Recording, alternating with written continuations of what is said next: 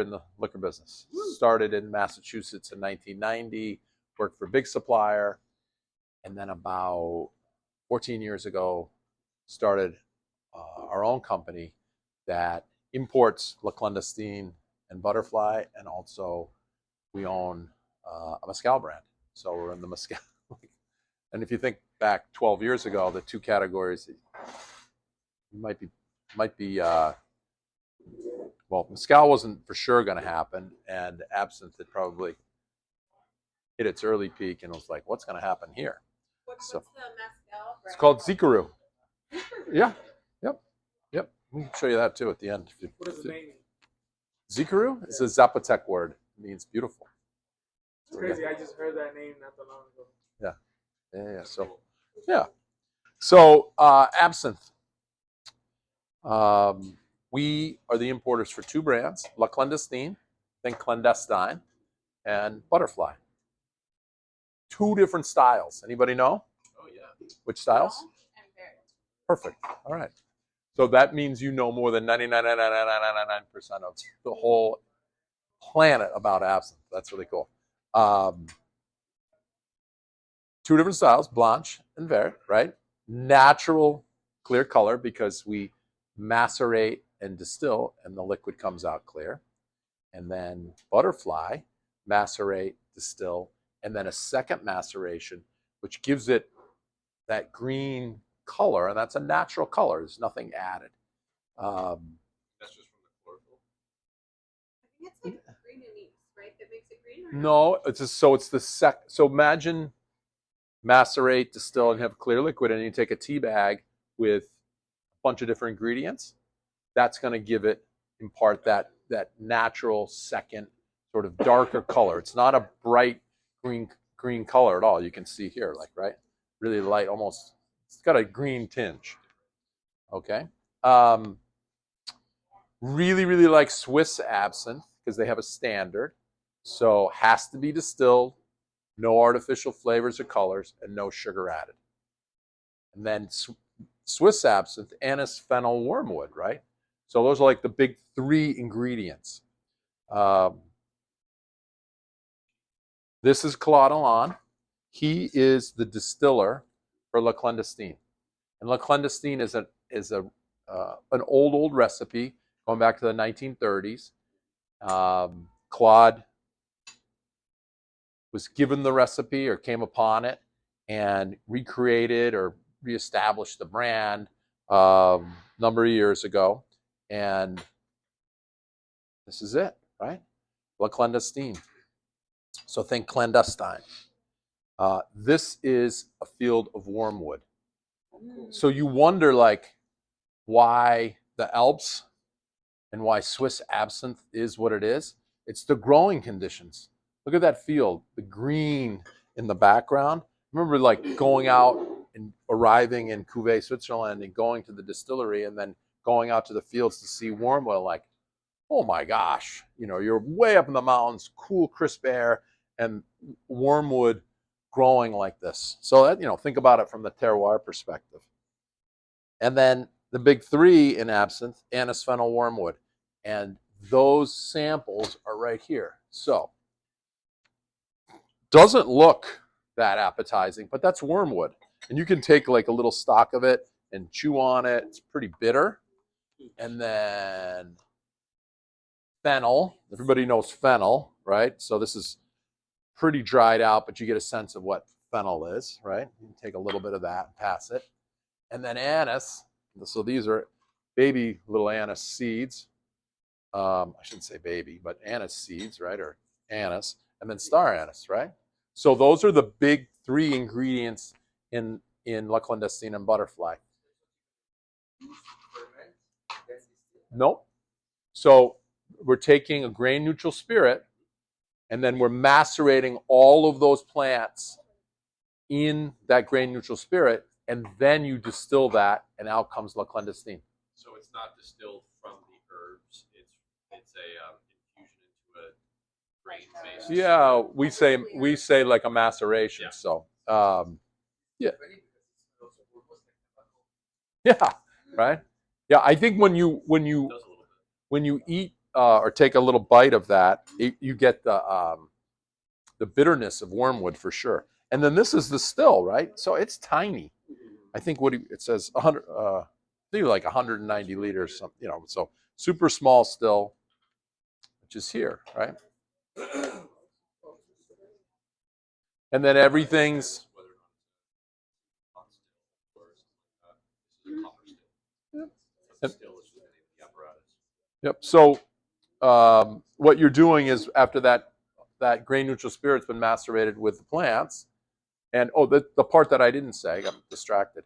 So we have the big three that are in it, but then there are 7 other plants that go into the maceration for La Clandestine. So they're things like hyssop, peppermint, melissa.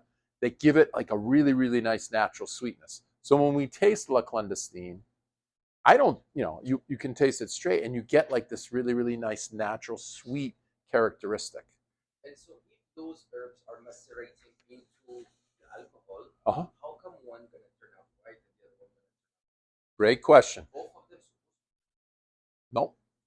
A blanche, macerate, distill, it comes out clear. A vert, if you use maceration, distillation, and then a second maceration, gets its natural green color. Just like when you make whiskey, like before you actually put that product in a barrel, it's gonna look No color ever one comes more out. time after the distillation. Yeah. So No. whenever Yeah. you distill something, there is no color that comes out of it, like ever. Yeah. Whiskey gets its color from the barrel. Vodka doesn't have a color because it's straight distilled and then diluted, etc. Yeah, tequila, mezcal, anything like that's aged. It's the aging color comes from contact with the barrel. And you got to be careful because some of these things have caramel added to them or coloring added to them to create color. Like some of these things that are like St. George is actually a brandy that's infused with these big three that turns it into like an absinthe, but it is a brandy base, which still follows the general guideline of absinthe because it's distilled from a grain spirit. However, it's aged in a barrel as well. so this green color is not natural. Correct. Okay, and you can read on the back. I'm not going to talk about them. We generally avoid that one. No, We got a couple that are very neon. yeah, but I think that's something important to realize in terms of what's natural, and if you think about macerating a second time, this is not a really like bright green color. This is what you get basically from taking a tea bag and letting it soak in with the spirit that's been macerated, or already been distilled. So Okay. the ABV of both of these isn't determined by like the distilling. It's just by like how much of the neutral grain spirit is added, or Nope. So let me finish, right? So we'll do a little review. La Clandestine, we take anise, fennel, wormwood, 7 other plants, macerate those in grain neutral spirit, and then distill it. It's distilled to 152 proof. And then it's brought down to 106 Water. with water. Okay? And it's always one distillation of absinthe? Or whatever you... Well, it's a grain neutral spirit, so it's already been distilled, and then you're redistilling it technically. Okay? So La Clandestine is 106. I would consider La Clandestine because it's a blanche and because of the lower proof and because of its natural sweetness, a really, really good introductory absinthe, right? It's really, really palatable. It's easy for absinthe, easy to drink, right? Depending on how much water you use to dilution it. I also always say with La Clandestine, we say never add sugar. Really? Right? Because I think when you add water to it, it's plenty sweet, right? I think the best way to serve La Clandestine is to say, louche it without sugar. If you want to add a little sweetness to it, then you can put the sugar on the drip and then add a little bit of sweetness that way. But personally, I think it's plenty sweet enough just by adding water. So take a little nose of La Clandestine, which is obviously the clear one, and then take a little sip. And then if we can get some water. The tower right there, actually. it is really sweet. I've never tried it without. Hop back there. Yeah, maybe next to me. I'm glad we're learning. But this is our number one selling absinthe. Yeah. What are we doing? Okay, and the things that you were saying is exactly what we told. Very easy drinking, Exactly. And I think that one of the things that's really important when it comes to selling absinthe is being confident about it, because there's so much misinformation out there about absinthe. People have opinions about absinthe that sometimes may or may not be correct, right? And it's hard to overcome. Like, are you going to hallucinate? Or take it easy. We're gonna serve this the way it should be served. We're gonna give you some. You can loosh it, and you can loosh it to taste. I think that's what's important, right? Also, are they? So we have like FDA approved. Like, is that this? Is there like a French FDA approved, or do we approve it when it's imported? Because people are always like a little worried. Well, I thought it was banned. absinthe was banned, and then the TTB, which governs the labels and all the regulations, allowed it to be imported again. And the Thijon level, which is technically what would make you hallucinate if you had like a ton of it, is like parts per like millions, right? It's a very, very, very little amount. You're going to get the alcohol is going to affect you much more than the Thijon or whatever. Now, I do feel like when you drink absinthe, because of all the herbs that are in it, that it has a really, really energizing effect. It's not the same as drinking other spirits, for sure. I think you feel the impact of all the herbs and plants that are part of it. Good thing I wasn't doing this. I'd be in big trouble. Is there something in there? It's like a little buddy. So there's Claude. I mean, this is super small production, right? He's bottling everything by hand. The distillery is like half the size of this room. Really? Yeah, I mean, it is. It's a one-car garage, essentially. Like, you could, it's what it is. I mean, think about the still. It's tiny. How many bottles do they produce like a year? I know what we import in the U.S., which is maybe like 3,500 bottles, 4,000 bottles a year. It's like about 600 or 700 cases a year, typically. So, yeah, no, for sure. There's a few pockets around the country where we sell a ton of La Clandestine and Butterfly, Maison Premier in New York.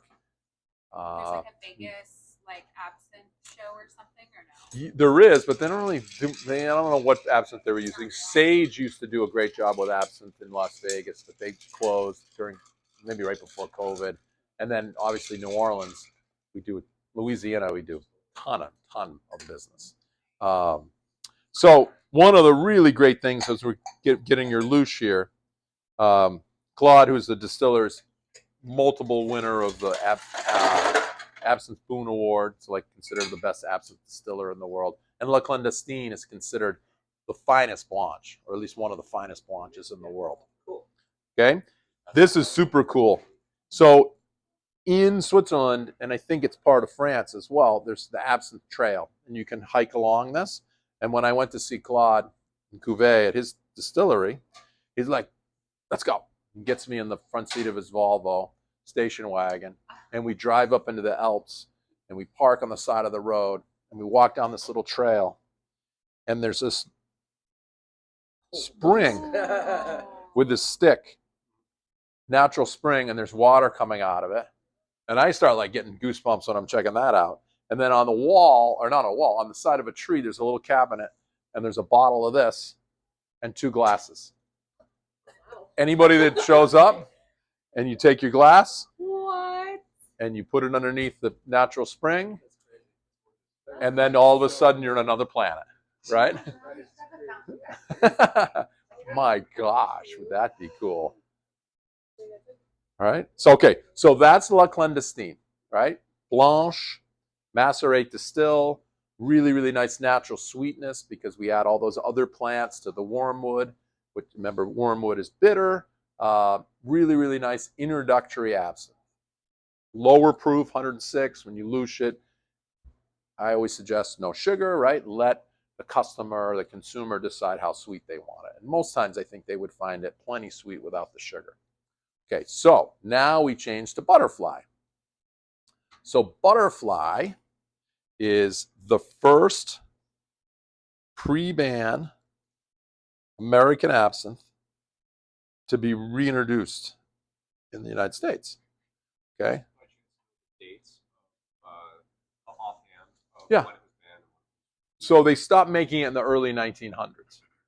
Or it was was born in Boston in 1902, and then I think the ban is like in like early like 1912, I thought I was going to say 1913. So yeah, so it's right around there, early 1910s, right? So the brand was produced in Boston on Merrimack Street, which is right near where the old Boston Garden was. I'm from Massachusetts and Boston, so I can like remember these things. And Brian Fernall, who's pictured right here, he's a guy from Boston. He researched and found an old butterfly bottle, which is right there. Oh, that's so funny. Right? So that was produced, obviously it was before it was banned, and then he was able to track down through a lot of research the recipe for butterfly. And he went to Switzerland, where Claude Allan produces this, and had butterfly recreated. So born in Boston, reborn or perfected or whatever you want to say in Switzerland, just as absinthe was being legalized. So same thing, wormwood, anise, and fennel are the big drivers. That same tiny little still, 60 steps to make butterfly. The labels are all signed and dated on the wormwood harvest. So some information there. But what makes butterfly different than La Clandestine is that second maceration, which gives it that natural green color. And then they add citrus to that second maceration so that when you taste it, you kind of get like a minty characteristic. It's really like bright and soft. It's super palatable. And remember, that's 130 proof. So have a sip of the have a sip of the butterfly, and you'll get a lot of those different characteristics.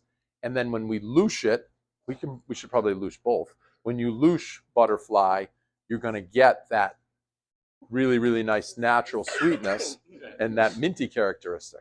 So, like pastis, for example, you start using pastis. Uh-huh. So for absinthe, it's the same where there's the same added burn. Yeah, when we watch this, we have one glass. I can use a glass, right? Whatever you want. Absinthe glass? No, yeah. Yeah. There you go. That's a Here? Might have to use a lot. That's the only problem. We'll do it. So, oh, sorry, continue. no. So I was going to say, like, if we louche, we got more of those. Okay, when I louche this, I'm going to do it in a different glass.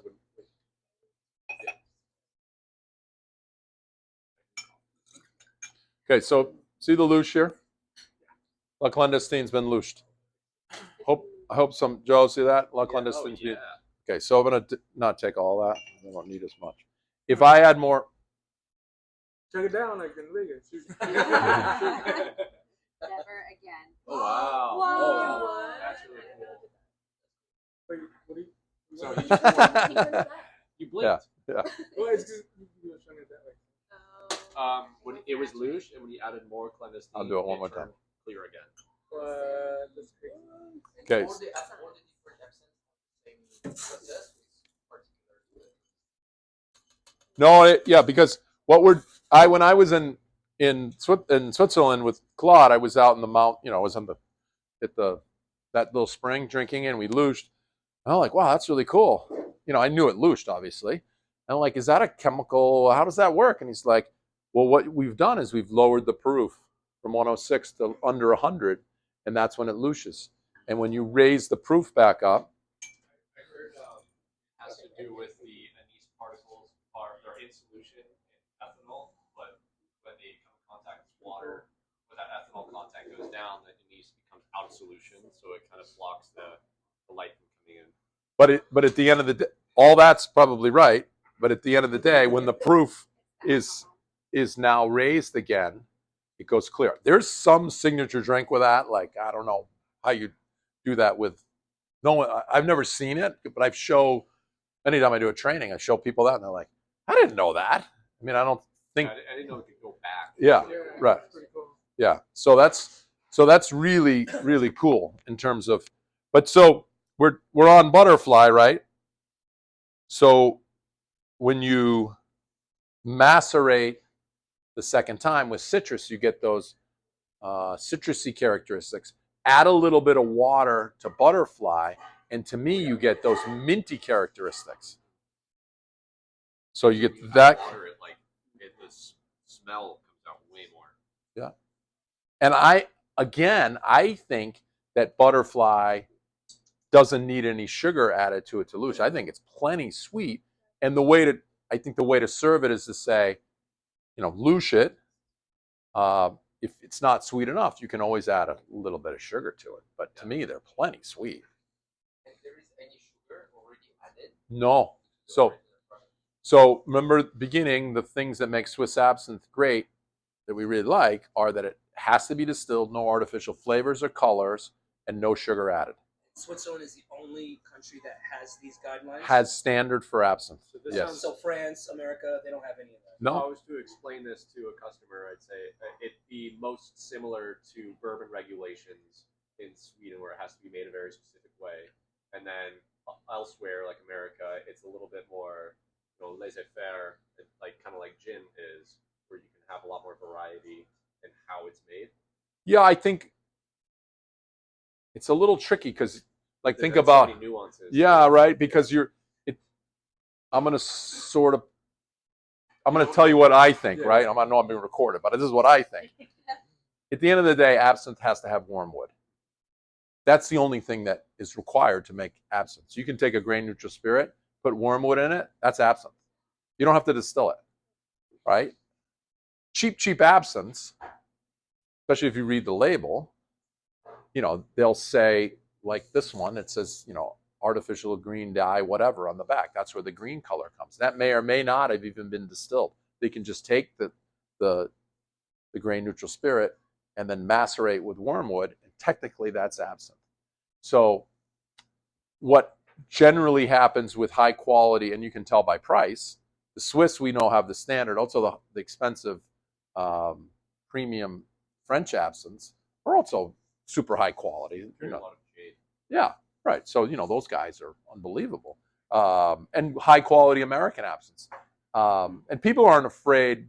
Absinthe makers that are high quality are super transparent about what they use because they're expensive. There's nothing to hide. Now, like with butterfly, I know we macerate the second time with citrus. I was like, just tell us what it is. And he's like, nuh-uh. Yeah. So Get two more questions. As we're slowly wrapping up, 7 minutes left. Is it possible to talk about, as we are very famous for our absinthe sales and most guests are coming to enjoy selection of absinthe, what do you think are the most important knowledge that we need to give every guest that we receive, whatever from how they selected absinthe, whether it's going to be white or green, Mhm. how to serve it, and what are the pieces of knowledge that we can give to every Yeah. table, to make wormwood really stand out as, seller. Yeah. I think it starts with the team and everybody being really comfortable selling it, and and that's takes a lot of work, right? And it's hard to get knowledge on absinthe because there aren't too many people like me that have been to Switzerland and spent time making a batch and sell it. So I think the hardest thing that we have to overcome when we're selling absinthe is that people that have had absinthe in the past generally have had maybe a bad experience, right? They had a poor quality absinthe.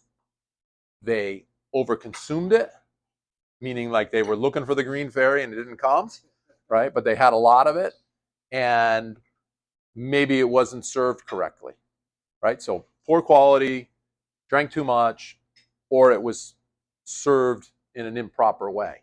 And typically when I'm doing an event or something, someone comes up, they handful of people like really know absinthe. A lot of people are kind of in between, and then there's maybe a quarter of them are like, oh boy, and I was like, okay. And they can taint the experience for everybody else. Like, okay, well, we want you to have a great experience about absinthe. We serve high quality absinthe. We serve it in a traditional way with a louche. And we have different styles, and some are more approachable and some are more traditional. And I think we can find something that can appeal to you and everybody at your table, right? So then it's about how to serve it, right? And I think a traditional louche, which is when we're taking absinthe neat and then adding cold water, and you louche and you get that that cloudy characteristic, is a really, really nice way to experience absinthe. And La Clandestine and Butterfly, because they have natural sweetness, I think, like, I'm not a big fan of like taking a big sugar cube and drinking or dripping water into, like, I don't put sugar in my coffee. Why would I do that with my cocktail, right? So I think if you give people a choice, that can be enhance the experience, right? And then the other piece of it is there's so many great absinthe cocktails, and just a few drops go a long way, and that's another way to bring people into the absinthe category. And I forgot the third question. I have a couple. I'd love to get your response on kind of the most popular questions we get asked from our guests and see how you'd answer them. Yeah. One of them is, what's the deal with, the hallucination and all of that? Like, is that real? And then the second one is, can you light it on fire for me? Okay. No, so we never want to light it on fire, right? We're burning the alcohol off, and that's going to take away from the flavor and the characteristics of the product. It's also dangerous, right? So we never promote that. And what was the other part of it? Oh, fire. What's the deal with hallucination? Yeah, so behind it, what's real? What's so more myth than actual fact, right? The U.S. has a super low level of Thijon. It's you're not going to hallucinate on the Thijon. Yeah. When you cook off the wormwood, Well, it's like, I don't know if you cook, but it's when it's macerating. The Thijon is part of wormwood, and that would be what would hallucinate if you had enough of it. Is that only in brand wood, or is it in all wood? I think it's an all wormwood. I don't know. I'm gonna double check that. Yeah. No. I think it's an all. I'm sure it's an all. THUJON. Yeah. Like The you would Jean. get alcohol poisoning Chemical before you can compound. Yeah. So the thing that people always ask is, like, did anyone really hallucinate from that? You would have to have so much absinthe that you would be drunk well before the Thijon ever kicked in. I heard that was mostly like myths from back in the day Yeah. to get it banned Yeah. because of what happened with wine. Yep. Right? With Yep. the, Phylloxera. So I have a presentation with the 10 myths of absinthe that I'll send you when I get home, wonderful. right? Yeah. And I was like, well, for this, we need to start with product and Right, tasting. exactly. And then there's a whole other thing around the myths, which helps you coach your, I think selling absinthe is a little bit about coaching and influencing your consumer. So then you have those myths, which then can help you, overcoming those myths can help you sort of entertain your yeah. I mean, I think, right. And so there's, Van Gogh cut off his ear because he drank too much absinthe. Well, it probably was the result of painting with lead paint, and he went crazy, right? Yeah, very fair. Right? It didn't have anything to do with absinthe. But phylloxera and all the vines in France dying impacted wine production, and people moved to absinthe. And then when the wine guys were like, hey, we got to get back in the wine business, they tried to create a bunch of things to get absinthe banned, and that was one of them. It's sort of the backstory. I think if you connect with Alan, which will be great, because he can take you through a lot of those stories, and I'm happy to do it too, but he's like wrote the whole document on that. But yeah, that's spot on. And I guess what I would say is, This quality speaks for itself. You tasted them and you get a sense of what they're all about. But those that know absinthe, these guys win all the top awards and are considered some of the best, which makes them extra special. Last question. Yeah, for I reference. think I answered 2 of the 3. I couldn't remember the third one. Can you just add the right quantity of water that we should advise the guests to add? Oh my gosh. Okay, so as a standard pour for absinthe, we serve 1 ounce per glass. you're supposed to. Joe's going to help me here. So you would, 1 in 3 ratio. yeah, and we say 4 or 5 in our documents. Oh, really? wow. If I would say up to that. up to here with that, yeah, and if you when we went to Switzerland and I was with Claude, he's like 4 or 5 parts. He's drinking absinthe all day. I was like, how's he doing that? Well, yeah, but it's really, really, really diluted. I think in the U.S. when I see most accounts that do Alouche, it's like 1-to-1 or 2-to-1. But really, think about the size of the glass. This is the pour of the absinthe. It's really supposed to be like closer to the top than the middle. We generally tell people that line where the design stops. Yeah, that's We like tell a them good that's not a good benchmark. place to stop. Yeah, and I think again this comes down to like people's personal preference. Yeah. You can soften it by adding more water. Don't necessarily have to add sugar. That's personal preference too. Yeah, those are all options. I don't get. I mean, I think it's fun for your customers, patrons to like play around with it to figure out, however they want to do it. I'm trying to think about anything else here. These are great sell sheets that talk about all the different things we talked about. 501, guys. And no, thanks for your time and attention. Was there anything else? I think I forgot something. I don't know. Yeah. Well, you know, any questions? Yeah.